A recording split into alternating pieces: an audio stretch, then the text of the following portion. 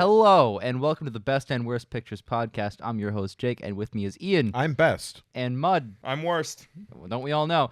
What is this show, you might ask? Well, every so often we watch a Best Picture winner and decide one of the best or worst pictures compared to the other winners. And since the dawn of the Razzies, we do the same for the worst pictures as well. This week we're discussing the 54th Best Picture winner ever, which is, of course, none other than the hit 1981 classic Chariots of Fire. And to start us off, Mud has collected some fun facts, which Ian and I have not heard ahead of time. So, Mud, take it away. Thank you, Jake. So, Chariots of Fire was released on March 30th, 1981, and has a runtime of 124 minutes, which, if you're paying attention, was the runtime of Ordinary People. Oh, back to back. Yeah, Interesting, back-to-back. interesting. The film has a 7.1 IMDb score, 83% Rotten Tomato critics, 80% Rotten Tomato audience, 78 Metacritic score, 6.8 Metacritic audience score, with a 3.4 out of 5-star average on Letterboxd. The critics' consensus on Rotten Tomatoes reads, decidedly slower and less limber than the Olympic runners at the center of its story, Chariots of Fire nevertheless makes effectively stirring use of its spiritual and patriotic themes. Let's get into the cast and crew. So first off, we have director Hugh Hudson. Not a lot of his other work really stood out to me, but I did pick Revolution from 1985, which was so poorly received that it actually made the star Al Pacino take a 4-year hiatus from acting. Oh my god. Yeah. So a fun fact about him, he was actually married to Mariam D'Abo, who was the Bond girl in The Living Daylights. Oh, fun. Film is led by Ben Cross. He's known for A Bridge Too Far, 1977, Star Trek, 2009, Jack the Giant Killer from 2013, which is the Asylum parody. Oh my god. We have an official Asylum actor and a Best Picture winner. Oh, shit. Yep. And Hurricane Heist, 2018. Fucking Hurricane Heist. Let's go. Yep. For a fun fact about him, before his passing, he was an active member of the Freemasons. Oh, that's cool. Okay.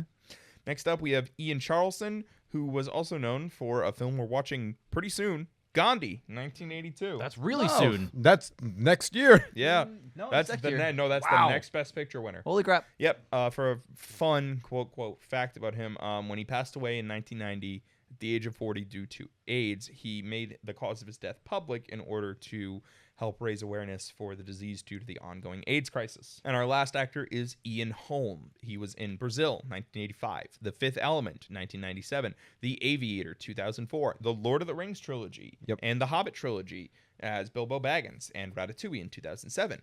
He also received a knighthood in 1998 from Queen Elizabeth II for his services to the dramatic arts. I'm really liking the back-to-back Ians on there. That's pretty good.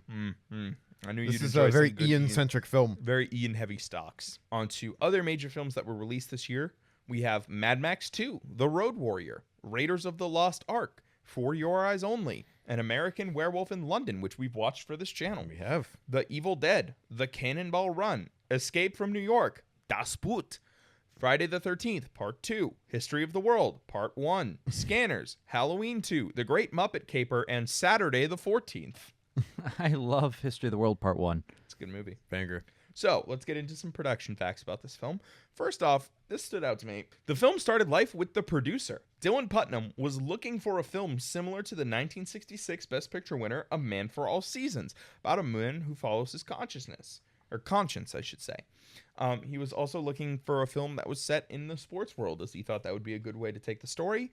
He eventually discovered the story of Eric Liddell, who will be played by Charleson in the film, while reading a book about the Olympics. He then commissioned screenwriter Colin Whelan to write the screenplay, who began by interviewing people who competed in or were at the 1924 Olympics. And because of this backwards mentality of searching for the theme of the story first, obviously it should go without saying that the film is not considered historically accurate. Yeah, that would make sense. Yep. When Whelan completed the original screenplay, he drew a blank on the title, resulting in its initial title being Runners. Nice. Yep. Not a great title. No. Literally the worst thing you could have picked. I mean, it's a movie about runners. The only way it could have been better, quote, better, is if it was The Runners. Even better. Yep. The film's eventual title comes from the British hymn called Jerusalem, with the line, "Bring me my chariot of fire." Ben Cross was discovered for the main role whilst playing Billy Flynn in a stage production of Chicago, which is a future Best Picture winner. Yeah, we will also have to watch Chicago. The actor spent 3 months with a world-renowned running coach to get into shape for the physical scenes. Legendary actor / writer / director / legend Kenneth Branagh Woo! makes his on-screen debut in this film. No way! That's Debut. awesome. As an extra, as a That's background sick. fucking Oh, character. hopefully we can spot him. Yeah, It's a I want to see if minor we can see role, him. Yep. And despite rave reviews at Cannes, the film was controversial because the film includes a lot of racist language towards the French, including calling them frogs. So it's Ian's favorite film. Yes. I do hate the This French. resulted in the French basically sandbagging the film for awards because, it's a French film It's a French festival. film festival. Naturally. Which then led to American reviewer Roger Ebert stepping in and advocating for the film to be awarded the American Critics Prize with a 6-5 vote. To date, this is the only year this accolade was given out. Imagine being so butthurt about French people that you create an own award. To save money on costuming, extras were told to just dress in dark colors to not draw attention to themselves with their possibly anachronistic outfits. Extras who wore more authentic-looking clothes were paid extra. That's cool. Yep. And the male military band that is featured in the film is actually played by all women wearing fake facial hair. That's pretty cool. Yep. Now, let's get into the award show. Johnny Carson hosted yet again 3 years in a row. Can we get him to host now? This ceremony was the second and so far last ceremony in which 3 films were nominated in the Big Five. That includes fellow Best Picture nominees Atlantic City, On Golden Pond, and Reds. Please note, I didn't talk about any of them about other prominent films that came out this year. I've never heard of any of these films. I've heard of Atlantic City, the place. Yeah, seriously. Entering a night with 12 nominations total, Reds was a strong contender with the highest nominations of the night.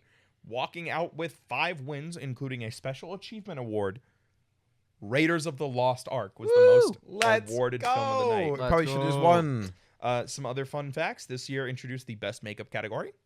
Oh! Yeah, it's been handed out as like a special award to like Planet of the Apes and previous Yes. years, but this was the first year it was. It was the mainstay. Yep, it became That's an official awesome. new category. And Do you have what won the first best makeup? not this one. Wasn't even nominated. That's so great. Elephant Man invented the category? No. Okay, That never was mind. last year. It got a special award. This is the okay. first year that it The was first like a actual consistent thing. Okay. And Katharine Hepburn took home Best Actress. And the reason I'm highlighting this is because the other nominees included Meryl Streep, Diane Keaton, and Susan Sarandon. Those are all big names. Those are big names, and Katharine Hepburn beat them. That's like a meeting of the ages for Hollywood. You know what I'm saying? I will wait until you're done, but I have the. All right. So we're moving on to awards nominated. Terry Rawlings was nominated for Best Film Editing, but lost to Michael Kahn for Raiders of the Lost Ark. Ian Holm was nominated for Best Supporting Actor, but lost to John Gielgud for Arthur. Gielgud, fun fact, also in this movie. Oh, there you go. Cool. Yep. Jack Nicholson was also nominated for his role in Reds. Hugh Hudson was nominated for Best Director, but lost to Warren Beatty for Reds. Steven Spielberg was also a nominee for Raiders of the Lost Ark. Awards won. Vangelis took home Best Original Score, beating John Williams for Raiders of the Lost Ooh, Ark. I don't know if I like that. Milena Canarero took home Best Costume Design. Colin Welland took home Best Screenplay, written directly for the screen, now known as Best Original Screenplay. Cool. And lastly, we won Best Picture, beating Atlantic City, Reds, On Golden Ponds, and Raiders of the Lost Ark. So, Ian, what won Best Makeup? So there were 2 honorary ones before it actually became a category. You mentioned Planet of the Apes and The 7 Faces of Dr. Lao. Yep. I believe you mentioned that the year it won. It was the first one. This year there were only 2 nominees. Mm-hmm. It's a new category. Heart Beeps, which is a Beeps? great name. Beep. Yep. Heart Beep. And An American Werewolf in London. Deserved. Won.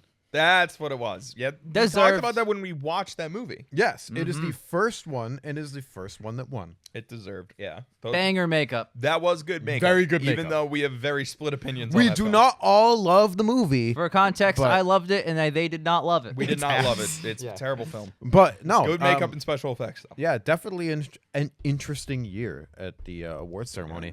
I'm going to come in with my freezing cold Antarctic penguin ass take. It probably should have gone to Raiders of the Lost Ark. I mean, we have a review of Raiders of the Laters of the Ross Yeah, Rock? I know. Dude. I can't talk today, man.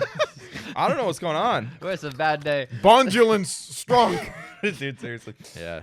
We have a commentary for Raiders of the Lost Ark audience, so you can go check that out. Spoiler alert, I think we all gave it a 10 out of 10. It's so good. It's a great film. Great. It's just Yeah. when you think about adventure film, What do you It think is the of? quintessential adventure. It's the quintessential adventure film. So I have my list of favorite films ever made, and there's like a bunch from different years, but 1981 only has Raiders of the Lost Ark. So either Chariots of Fire is number 2, or it should have lost. Well, we'll find out. Yeah. But in the meantime, that's enough about the best. That's right. That is Ian. enough about the best, because I'll tell you, Ian has collected some fun facts about this year's worst pictures. Of course, the second worst picture ever made, the hit 1981 classic, in heavy quotations, Mommy Dearest. So Ian, take it away. I like how you said the second worst picture ever made, assuming there were 0 bad films before this. When we watched There Tom was Jones, there was no award for it, so. there was no award, therefore 0 bad Makeup films. didn't exist until American Werewolf. Go So on. this year, obviously, was Mommy Dearest. I collected its Rotten Tomatoes score this time. I didn't do that last time. 48%, actually really mixed. That's kind of high. Yes, I think we've watched Best Pictures with worst Rotten we Tomatoes have. scores. We have. So I don't know about you guys, but when I think of a film, this is a biography, by the way. This is a biographical film. It's a biopic? What? Yes, this is a biographical film. It has 2 more genres attached to it. Yeah? Biological, psychological drama. Oh, I don't like that. Weird. Very strange. I was like, this is a biography? So it's Elvis. It's Baz Luhrmann's Elvis, is what I mean. Maybe, not fucking Baz Luhrmann. Get out of here. Hoslam. So I have 2 people that I'm focusing on. It's not the Village People and Caitlyn Jenner. It's Faye Dunaway, an actual actress. She was in The Towering Inferno with O.J. Simpson, an episode of Columbo from 1993, Supergirl, 1984, and I guess she was also in Chinatown. Oh, okay. An Yep. actual heater. And Jocelyn Brando. You may know her from being Marlon Brando's sister. Interesting. Was If you she- didn't know his sister acted, it's because her filmography is full of, huh? And this is firmly in, huh? No. So I have not a real fun fact, but I've seen multiple scenes from this film because my parents quote from this film like remotely frequently. I will point out what scene that it's from because it's actually one of the big scenes in the film, so I don't want to spoil anything. So, Oh my Ian, you've God. seen this film. I've seen most of, if not the entire thing. That's What? ridiculous. Which is really funny. What? Because I was younger, obviously, but I'll point out the quote for you guys. Is it a It's film very for good. someone who is younger? No. Okay. This is a It was like you watching The a Matrix. biographical Yeah. psychological drama, Jake. Except I got the Matrix out of that. He got Mommy Dearest. So this movie has a huge cult population, particularly heralded by gay male audiences. That's why your dad likes Just it. like the other one. And let me tell you right now, I'm going to read this verbatim because it was so funny. It's been embraced by queer audiences since its cinema release in 1981. Drag queens outdo each other for the fiercest impersonation of Faye Dunaway in quote-unquote Crawford mode. Crawford mode. I'm going Crawford mode. I thought Crawford mode was so funny at 3 a.m. when I She collected is these. on Crawford time. It's so good. What the fuck? And I actually have production facts, which I didn't have last time because the last movie Aw. was not important. Faye Dunaway was a huge bitch during the filming of this movie. You know, method acting. People fucking despised her. She was rude. Everyone was on pins and needles when she was actually on set and was relaxed and having a good time when she wasn't. There was a specific scene that a reporter recanted where she was out of control while filming a specific scene where she attacks another person on set. A different actress had to pull her physically off because she was hitting her in the chest. And someone was the person who was supposed to pull her off refused after a certain point in fear of being injured. Wow. Yeah. Fucking wild. She went full Jared Leto. Like, just, I'm method acting. That means I'm allowed to be a terrible person. Gross. Like, awful, awful. And lastly, the 4 films that this beat for Worst Picture: Endless Love, Heaven's Gate, The Legend of the Lone Ranger, and Tarzan the Ape Man. That's it. Those are your Never fun heard of facts. those films in my life. I've Neither heard have of I. 2 of them. Wow. I've heard of Heaven's Gate. I've heard of Tarzan the Ape Man. Jesus Christ. I've heard of Heaven's Gate. Yeah. This sounds like a bad film. Okay. So, but hear me out. It has a cult following of people who actually think it's nutty. Yeah, your dad. Like, no, I don't think they like the movie. Don't get it twisted. But there's a specific scene in here that's supposed to be serious that I don't think it's really serious. I rewatched the scene yesterday to be like, wait a minute. And yeah, no, it's it's silly. It's great. I'm very excited, to be quite honest with you. I'm just sitting here waiting for Gladiator, man. Fuck these movies.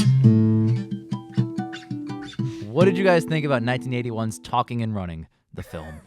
I like how you didn't even intro it the way you normally do, which is So we just watched watched Talking and Running, the hit film from 1981. How do we feel? And guys, I'm not gonna lie, I feel fucking terrible. I mean, I will say, when is the last time we felt this bad after watching a movie? Patton. This bored? Bored, The disinterested. Deer Hunter was half interesting. Ian, you mentioned it offhanded, but Yeah. I think Cavalcade. No, Patton. No, I felt couldn't have been. this way during Cavalcade. I felt this way during Patton. I hated that movie. I Yeah. just yawned. I'm so tired and bored. Yeah, man. Patton, I liked every other scene in it. Like Nah. I liked aspects of Patton. Patton had good parts. This is Patton rough. had parts. This is so difficult to get through. Imagine making a movie worse than Annie Hall. I know. I mean, I have a couple on my list that are worse than Annie Hall. Me too. I have a lot actually. You know, Annie Hall's another good example of, like, we had parts where we were like, that was so good. Why is this movie ass? All right, let's Can I- actually can I do this. start? Well, before we get into it, let's start with positives because we all know we all hate. it. Okay, so can I start? Yeah. There's no positives. No. So there's. I just want to soapbox for a second, please. Please let me cook for 1 moment. Yep. All yours. So there is nothing about this film that is spectacular. There is nothing about this film that is groundbreaking. There is nothing about this film that's revolutionary. It is a boring, plain, finely acted. None of them really stood out. Just schlock of the laziest screenwriting things, with your narration to begin the film, with your title cards when they say they're going to places, Cambridge, with your crappy at the end, this is what they did after their life. This is the most generic, boring film that we could have watched today. Genuinely. This film does exactly 0 things that are spectacular, that warrant any Academy Awards. Any Academy Awards. This film should have gotten 0 nominations. So what are your negatives then? I'm not doing positives. Man, like, what does this film do? I When I think about the Academy Awards, I think, all right, even if I don't like it, what does it add to the history of cinema? Right? Because that's the important thing with some of these. Some of them might not age well. Some of them might just fall into the, trope, but that's where it started, right? I'm thinking of films like Annie Hall, which was mid, but there was genuinely witty, funny, particular dialogue that you're like, you know what? I can see why people liked this. Even when we watched, like, The Deer Hunter, there are some of those scenes that are incredibly well acted, incredibly well shot. The scenes have so much symbolism. It's dripping with certain things that are actually genuinely important. What the fuck does this film do? It doesn't mean anything. There's no lesson. There's no beautiful cinematography. It's just fucking here. If I can build on that, during the fun facts, I mentioned that this film was producer driven, and it was driven by the desire to make a film that was like A Man for All Seasons. And we, the three of us, had some very mixed opinions on A Man for All Seasons. Jake, I remember you really enjoyed that film. Not really, but I enjoyed it more than you, which felt like I really enjoyed it. Yeah. So you fucking loved it. 10 out of 10 movie of the fucking century. Jake thinks it's a perfect film. It's Jake's favorite film. I gave, just to go with that. Yeah, for context. I gave A Man for All Seasons a 2. I think I gave it a 5 or a 6, but I was leaning more positive than negative. You gave it a 6 because I gave it a 5. Okay, that makes sense. That if memory serves me right, that's kind of where I landed. Yeah. Fun fact, this guy succeeded in making a film for like A Man for All Seasons because I didn't like either. So if I can, my point is, what worked in A Man for All Seasons is that the main character of A Man for All Seasons, whose name escapes me right now, and I don't care. It was Rob Steiger's character? Yeah, I don't care. Okay. His character was in conflict between his servitude for God and what he needed to do as a person. And what made that story compelling is that he was a member of the clergy at a time when when a time when being a priest and the priest's opinions on things mattered a lot. And it was a big conflict over him not signing off on the king's divorce because the Pope didn't approve it. Yes. And that had a lot of legal and moral ramifications with like the perception of the crown, the perception of the church in England, important stuff at that time period. And we see him not sacrifice his morals as everyone sort of like pushes him and pushes him and pushes him. He Because ends that's up the in one jail. where they lock threaten him his in the fam- tower, right? Yes, and they threaten his. Yeah, okay. They threaten his so family. I he ends up confused in it jail. with the one about the 3 people, Homer and the That other is, God, that's from the 40s. 2. Yeah, I confused them because I don't remember either of them very well.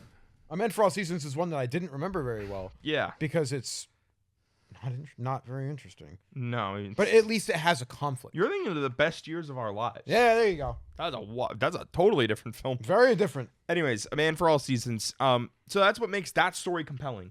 And that's what makes the character in that film's conviction to his faith compelling. And that's the best part of that film. I think we all agree across the board that is the best part of A Man for All Seasons is the main character's conviction of his principles. Yes, very much And so. how he goes about doing that. The thing that works in A Man for All Seasons is the adversaries that he goes up against have actual like stakes and power and could ruin his life. Very much so. They could kill him. They do kill him.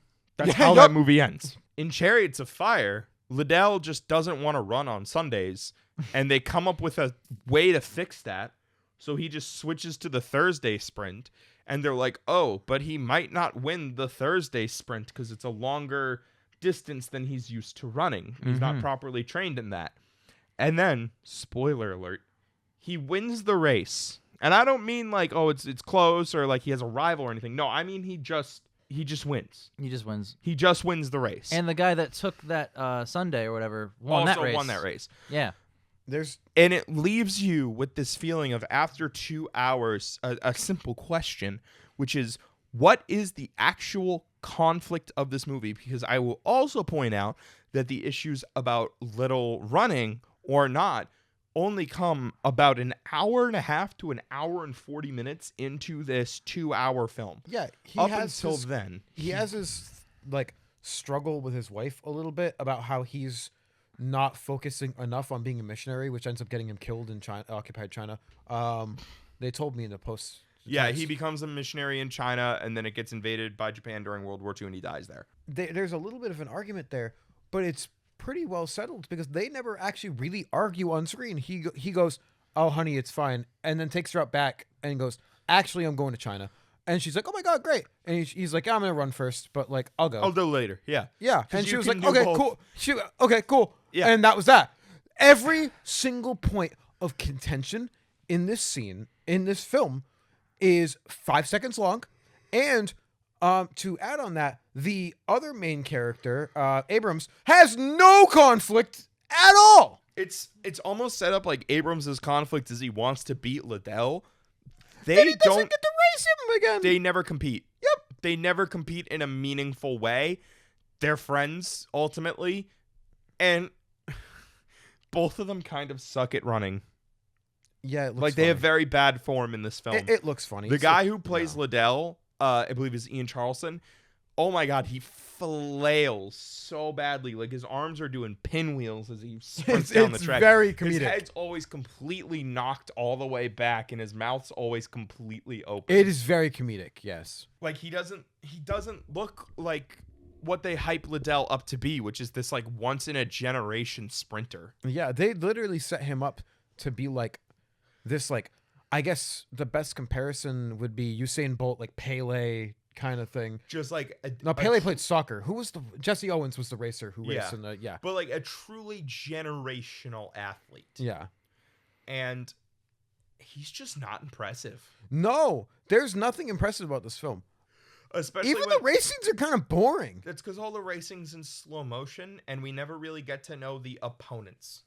Yeah, I think It's just other white guys in shorts and shirts running alongside our main characters to the point where sometimes from when they're really far away, because they sometimes frame the races as like a oneer where they start at the end of the track and get to the front. Yeah. You don't know which one you're rooting for until they reach the finish line. I'm not rooting for any of them. I don't like these characters. Jake, you wanted to talk about positives. Please.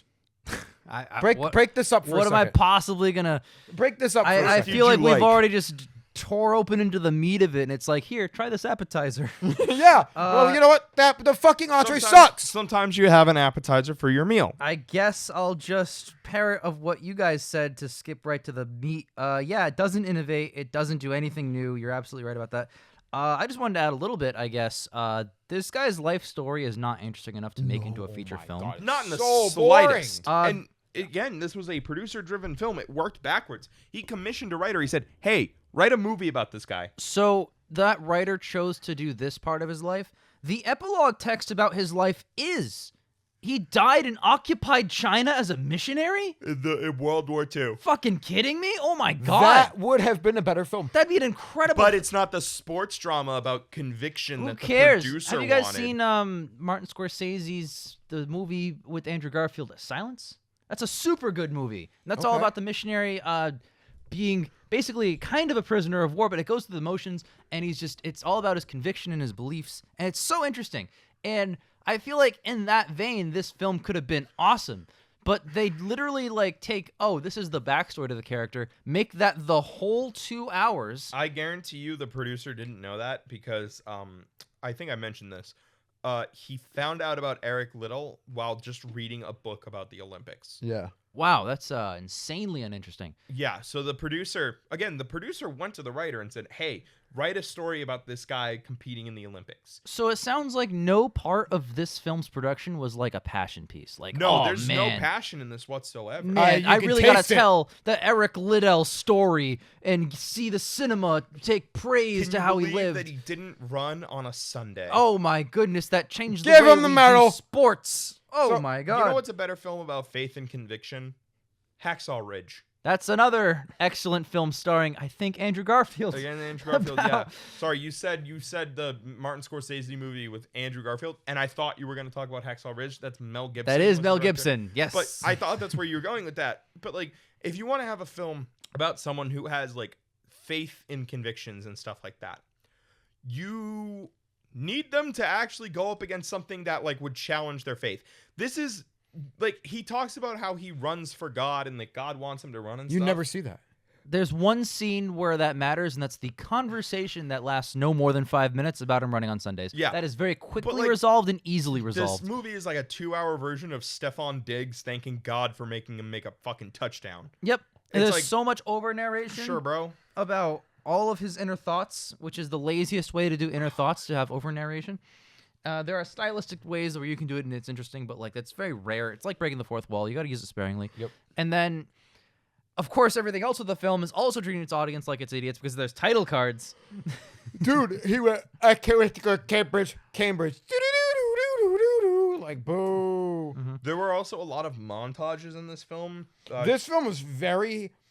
So there's a couple of edits in this film where I'm like, all right, I don't mind this. 80% of this film is the most hastily edited, weird shot selection add-on garbage I've seen Yeah. in Best Pictures. Can I also say, why are there two main characters in this film? Why was there one? Why None of are the we characters. Why had- are we focused on Liddell? And why are we focused on Abrams? Your main character should he's have- even less interesting. I shouldn't even say main. The character you spend the most time with should have the most to do with their story I don't and their even arc. know which one we spent the most time with, if I'm being The honest. guy at the end where he ran and was happy about God? Him? Liddell? Liddell? Is he the main one? I don't think so. I think Abrams is the main guy because there's a large chunk of this movie where Liddell disappears, and it's about Abrams training to beat Liddell or compete with Liddell. This feels like if this is like Rocky, but if Rocky was the most boring shit I've ever watched. If I can say, this movie enters into a cycle of going out somewhere where people are singing, talking about stuff, training, going out somewhere where people are singing, talking about stuff, like And that whole sequence plays out about 3 or 4 times. I have a note here. I wrote down, "Is this a musical?" question mark? Because they play several songs to completion in this film. Dude. So I had joked that Talking and Running is the better name for this film. In line with that, on a serious note, Chariots of Fire is a terrible title for this film. It's got nothing to do with that. It doesn't mean anything. It's I a think quote from there- like I the think- Bible It's a quote from a hymn that is sung It in is the church. quote from because him, he's yes. religious. I think it's supposed to be that they are the Chariots of Fire. How? Because they run fast, and that gets the blood pumping, and it's hot like fire, and they could carry someone like a chariot. I rescind all criticism. Go on. I genuinely think The Runners was a better fucking title. The Runners. Dude, honestly, Chariot of Fire is such a badass name for something. It is. And then you watch this movie and you're like, oh. oh damn. There's nothing badass about They this. should have called this fucking room temperature water or something. Like, I'm so bored. Oh my god, dude. Literally paint drying the film. Yeah. I don't want to just keep lambasting the film, I do. but like, you are 100% right. There's so much music, and then they run, and then they sing unnecessarily, and then they run. And he has like 3 other friends who also come to the Olympics with him, but like, they don't matter, and we barely see anything they do. There is never And any none of the doubt. side characters have any depth, and the main characters really don't have any depth. How did this win?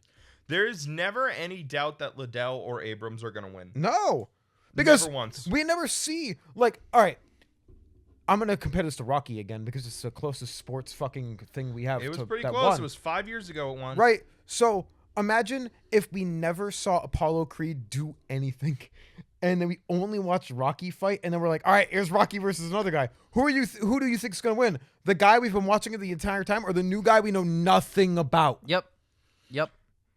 It's like, it reminds me of sequences in war movies, lesser war movies than the ones we've mentioned, where you spend a lot of time with like 2, maybe 3 characters, or even just one, and then you see a squad of that guy and like 7 no-names go into the battlefield. I wonder who's dying.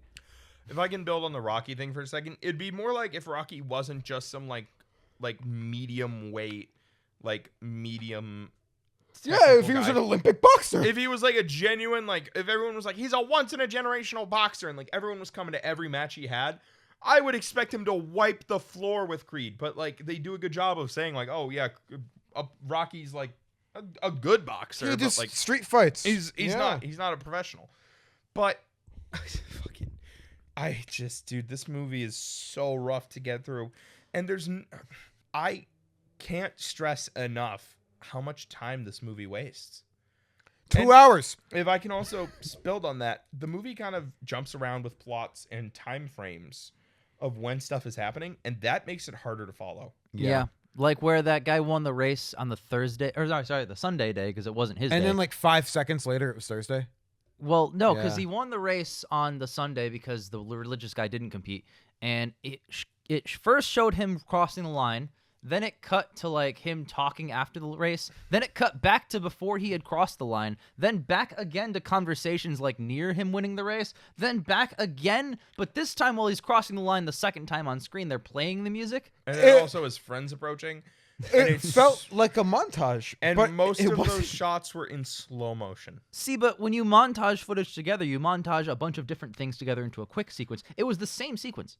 Yeah, So- I'm pretty sure it was the same. Imagine if looped. the ending montage for the final fight in Rocky was one round that they played 14 No, times. it's the same punch. It's like a looped footage Yeah. of him throwing a Or jab. like Such dog- it starts with like Rocky winning in the 15th round, and then it cuts back to the 3rd round, and then it cuts to like the break between 5 and then 6. he goes, "Yo, Adrian!" Oh, and I then, did it, and then it cuts back then to it the cuts 14th back. round. It cuts back to the fight after he says, "I did it." He's not done doing it. It just I watched the beginning of Teenage Mutant Ninja Turtles. I watched the entire film Raphael was watching. I then go back to the beginning. I then watch the entire film again. Like, I'm so bored with this.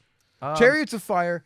So I want to talk about the one positive. The courtyard race was fun. Great. the All right, are we courtyard over? race- No, I want to talk about that. I want to talk about it. The courtyard race is a good job of characterizing both Liddell and Abrams, and it's a great sequence, and it actually demonstrates that they're both good runners. Liddell wasn't in that scene. What? It was one of his other friends. Oh, fuck it. That movie sucks then. You thought it was Liddell. I thought, dude, it was 2 hours ago that scene happened, okay? Look, I'm a little confused. I will also compliment the scene where they run to the chiming of the clock. I think it was well done. The pacing, because it goes with the timing of the chimes. It was Lindsay, I believe. I think it was really good. Every moment that passed was like adrenaline. It was like the last point in the film, like from then on out, where I was really invested, and it was like 10 minutes into the movie, Yep. we had nothing to be excited for. Yep, I like the dirty tricks where he's cutting corners and past. Well, that was genuinely engaging. That was back when I had hope for the film. Kenneth Branagh, awesome. Glad he was there. He doesn't do anything. We had to rewind like 5 seconds to pause, like, oh, that's him. And then I love the intro where it's the slow-mo running. That was before that was like annoying. It was the start of the film. Yeah. I was like, oh, okay. No, cool. it's the most. All right.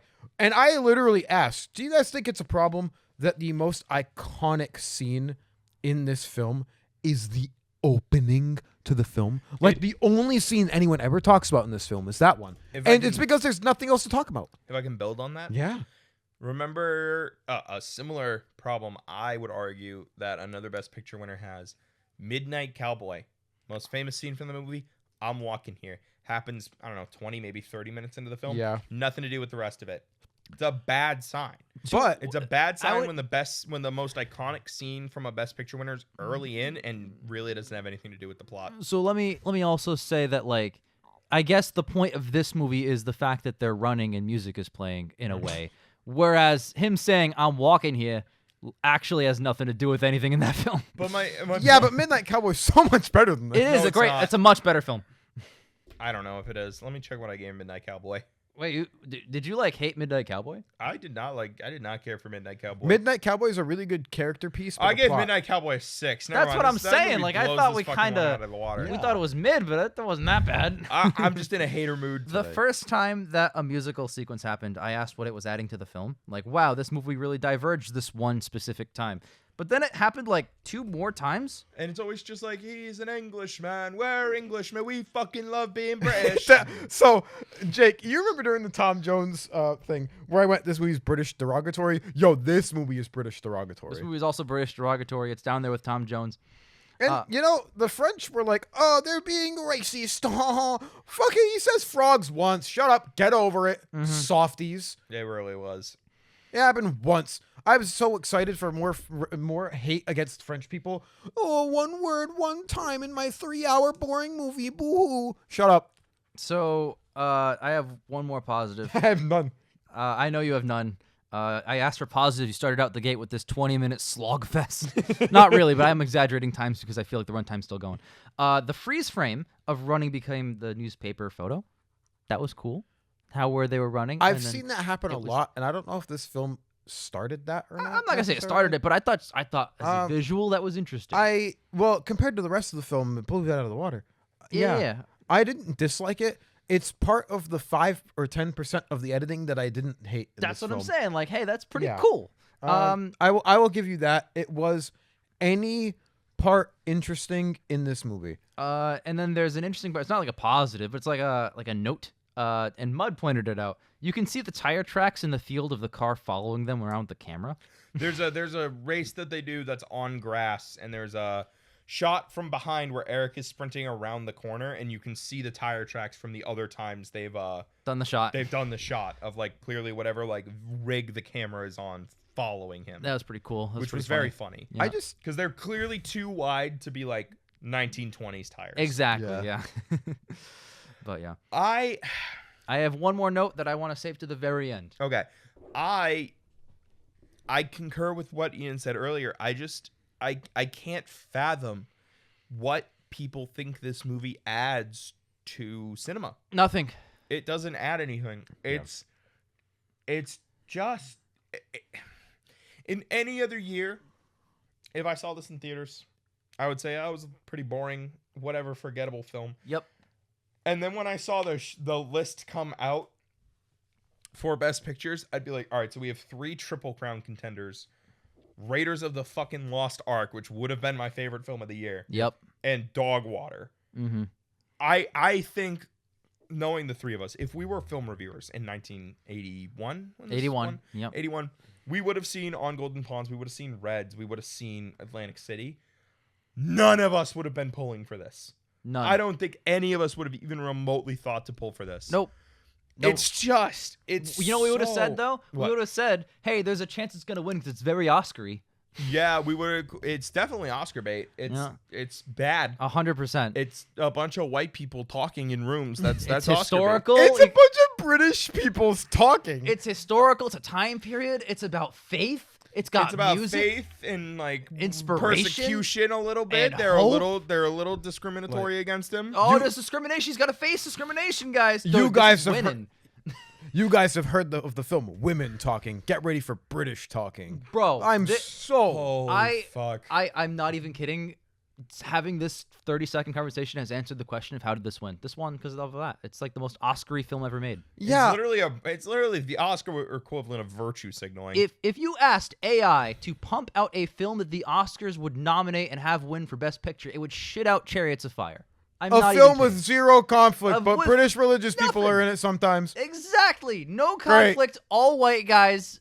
Like they pretend they have problems. They're so worried about being able to go to church. No, on not church on Sunday. Guys, I can't jog God. They played that at most of the runs too. That was so annoying. Can I... Virtually every one. Can All I, but like- one, I think. If you're religious, would you like this movie? Yes, because I shouldn't It was generalize. on. No, it was on. The Vatican put it out on a list of films with like good messages, which is I believe don't do anything other than go to church. I was and run. going to generalize. I'm going to say it in a much more diplomatic PR type of way. This film is very inspirational to people that have faith. And if you have faith and you watch a film where people who have faith have inspiration, you by proxy feel inspiration. You love this film. Do you remember? Okay, this is gonna be a deep pull to something that's not related to this. Okay. This show. Do you guys remember The Devil All the Time? Yeah, great show. Yep. Great film. Sorry. It's all right. I'm trying to remember. There was a way we phrased that film. There's a difference between a faith film and a religious film.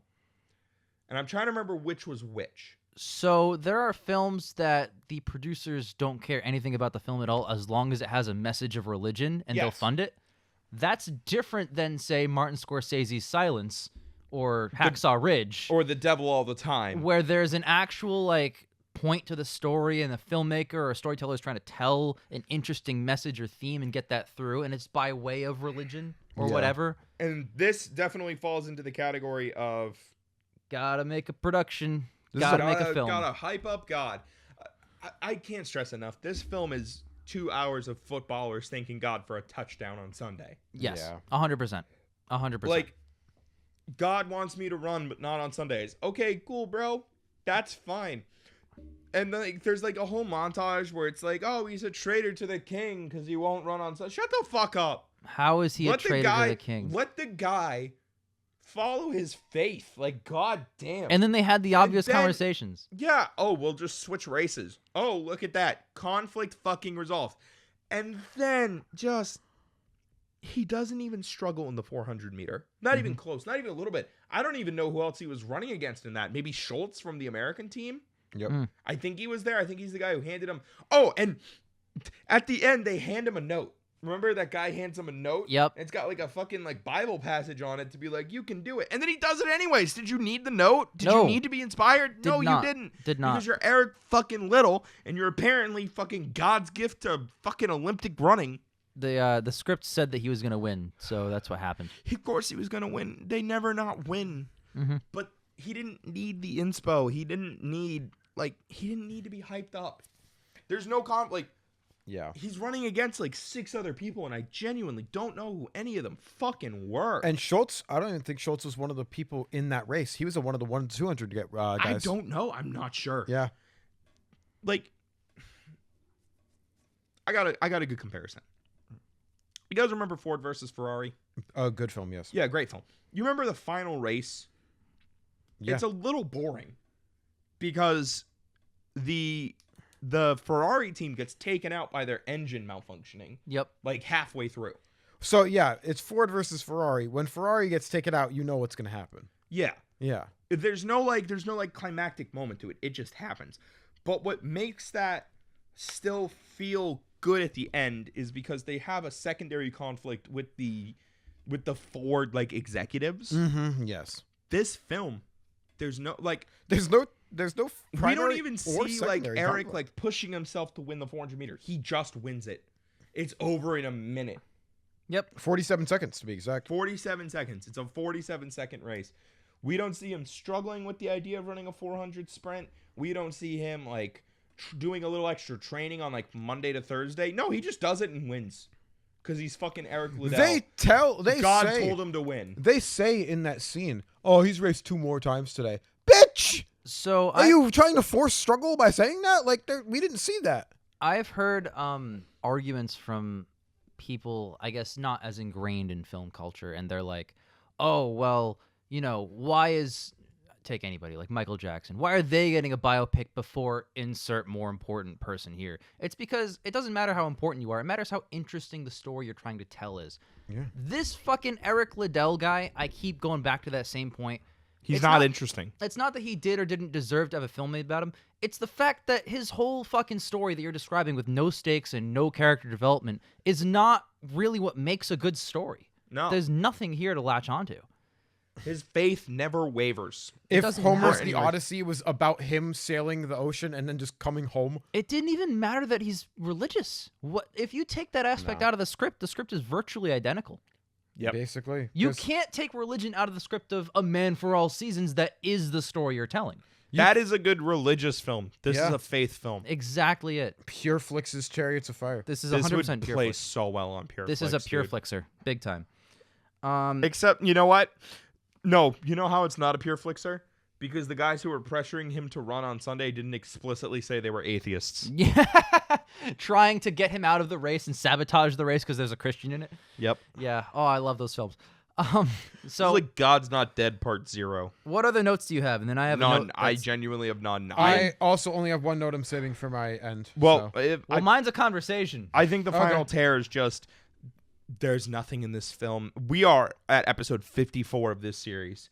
We have gone through some highs. We've gone through some lows. We just came off the best decade, and we just came off the best decade. One of the best fucking mundane films ever. Ordinary People's pretty fucking low stakes, all things considered. And that film was amazing. The lowest score the three of us gave it is a 9. You can't be giving us this mid-tier schlock bullshit. I know. 54 fucking episodes into this. If those- this had come out in the 40s, banger. Yeah. You know what I'm saying? No, Like, because comparing this to like fucking Rebecca and Going My Way and all those bullshit films that came out in the late 40s, I might be a fucking nicer to this, but I'm not because I have fucking expectations because you beat 3 Big 5 contenders and Raiders of the goddamn Lost Ark, Yep. and you give me this. And I'll tell you what, too. If this and Ordinary People swap places, if this was in 1980, we would all be saying, I fucking hate the 80s. We just came off the I'm 70s." ready to say that. Yeah, well, not after Ordinary People, you're not. But no, this is just the worst. If this were the introduction, Here's the my worst counterpoint, start. Jake. 50 started with All About Eve.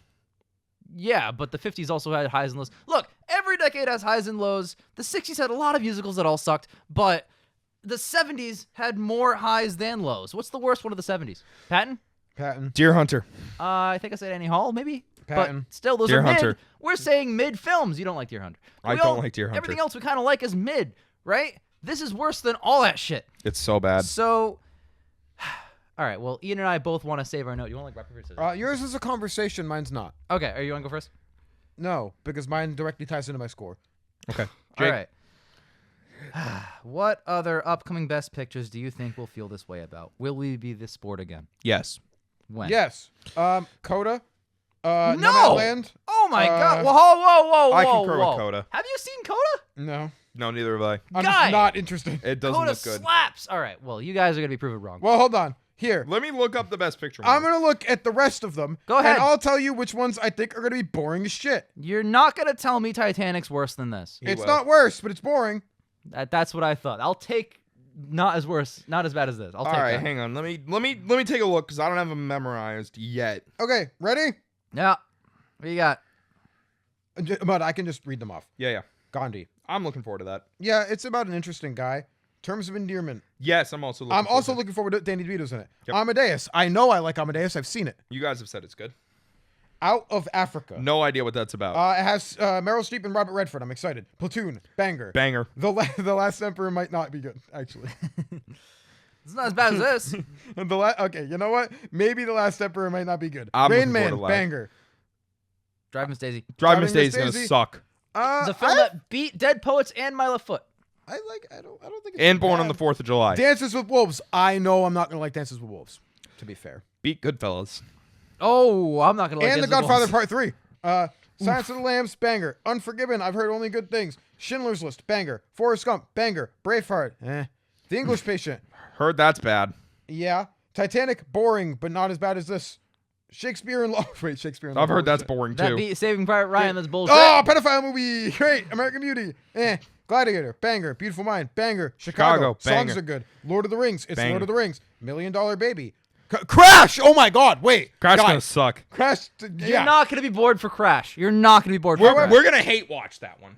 The Departed, The Departed, good. banger. No Country, banger. Slumdog, banger. Banger. Hurt Hurt Locker, banger. I've only heard good things, but I don't know. The King's Speech. Artist, I could see that one being awful. I can also see the artist not being good. Argo, banger. Argo's a banger. 12 years, 12 haven't years, seen or heard I've good only things. heard good things. Birdman, I've banger. heard is maybe. And here we are. Birdman's a banger. Fucking Spotlight, Spotlight. Moonlight I fucking hate also, Spotlight I've so heard much. is. Eh. I've heard Moonlight isn't bad. Shape of Water is so good. Yes, I've heard Moonlight's not bad, but I've also heard it's a little slow. You're almost done listing them all. Green Book, meh. Parasite, gonna fucking slap Banger. so hard. Nomadland, I know is boring. I've seen I'm gonna the like film. it. Coda, eh. Go to great. Everything, Everywhere, All at Once, banger. And Oppenheimer, banger. Sloppenheimer. Yeah. Okay. So Like 5. now that you've listed off all the films, I don't see another one being as boring as this. Okay, so hear me out. Ready? I'm just gonna list off 3. Spotlight. The Last Emperor. Because The Last Emperor is 3 hours long. 3.5. 3 would be too short for that film. And I'm gonna throw Shakespeare in Love in there too. I'm gonna say The English Patient probably could be really fucking boring. So, Mud, you're going to fun fact this, I'm sure, when you get to Shakespeare in Love, but Harvey Weinstein, famed insane person, campaigned very hard personally with cash to get Shakespeare in Love to win at the Oscars over Private Ryan. The director for Shakespeare in Love, John Madden. So, Not the That- football guy. it's not that's not a guys, good film. Guys, let's finish this. That's why I was trying to say, like, this film in relation, I think this is going to be the last cavalcade type film we get to. And It's a cavalcade type. Since I can Ian's going to see a get to his couple. score with his final thing, I guess I'll just move right on to my score. 1, I like the run around the clock tower. Not around a clock tower, with a clock present. Ian, do you want me to go before you go? Yeah, that's fine. Okay. 1, I like the run around the clock tower. Not a clock a tower, good scene. but one where a clock was present. One run around the courtyard with the clock tower chiming. It was a good scene, and it establishes like how important like speed is in this game and like how they compete. Fun to watch. It was fun to watch. It was a good scene, good character building. Ian, It's really funny. 1, I like the run around the clock tower. dude, Right? So I'm glad we unilaterally agree. I almost gave it a 2. I'm really surprised, actually. So I just want to say one thing about this film. This is such a sad, stupid, self-aggrandizing film. Like, it's just like, oh, I race, and I'm really good at racing. It feels like a jerk-off fest for the producer. Like, So look at how good this film is. Look at I have no conflict. I do all this stuff. I'm so good at everything, and God is great. What a fucking crock of garbage. So I know that it's no one's worst because we've given zeros at all in this show, and this is a 1. But I want to know the interesting conversation. Where is it in relation to the worst one? I have it on my list. You want me to start? yeah, I'll start. All right. Worst one, number 1 worst, Tom Jones. Number 2, Cavalcade. Number 3, Chariots of Fire. Barely beating out number 4, Cimarron, the racism film. my least favorite. My bottom 1 has been and probably always will be the greatest show on earth. Because you skipped like 5 of them that all sucked. I missed 8, I think, total. Number 2, quote unquote, is An American in Paris. Number 3 is Hamlet. Hamlet sucks. Number 4 is Cavalcade. Those are all zeros. Coming in with one of the only 2 ones I have given out in this series. Going my way, then Chariots of Fire. It is number 6. Okay. Damn, guys, why do you hate it so much? So it's 7th worst. because I am a little mean sometimes with my ratings. Gigi, ass. Tom Jones, ass. Hamlet, ass. West Side Story, ass. Those are all the zeros. Greatest Show on Earth, ass. 1. Rebecca, ass. 1. Chariots of Fire. Right up there. Down Yeah, there. it's down there with Right all the down greats. There. Right down there with all the greats. Rebecca and Hamlet were the next several that I was going to mention, so it's funny that you guys brought those up. Yeah, you're trash. Yeah. And by the way, I want to make a film that's like fucking Man for All Seasons. Oh, the film 2 spots above this, bruh. You sure did. You sure didn't. It's worse. All right. Is it worth mentioning Mommy Dearest? This is worse than Mommy Dearest. This is worse than Mommy Dearest. I know. So we had a conversation. I don't even know if it was on recording I or don't not, remember if it was on recording or not, but we'll we restate had it a here. conversation where we were like, do you think, or at what point do you think we're going to hit a year where we like the worst picture better than the best picture? And I was the first to say, I don't think that'll happen. The second one. Yeah, the second one we did of the Razzies, the second Razzie Worst Picture winner is better than the Best Picture winner. Mommy Dearest, the fucking terrible film with Joan Crawford, fucking Faye Dunaway overacting to shit, is miles better than Chariots of Fire. Jake, get this. It has a conflict. It's better edited, and on top of all of that, I pointed it's out, way more interesting. I highlighted that I did not like the editing in Mommy Dearest, and the editing was better than in Chariots of Fire. Yeah. Yep. Yeah. Yeah. Yep. Well, guys, we all just said what our worst one was. What's our favorite? The Godfather. Oh, One Flew Over the Cuckoo's Nest. Ordinary People. Yeah, baby. I made a decision. You made a We will, decision. catch you guys next time for Gandhi. Gandhi! Oh, God. Oh, God, dude.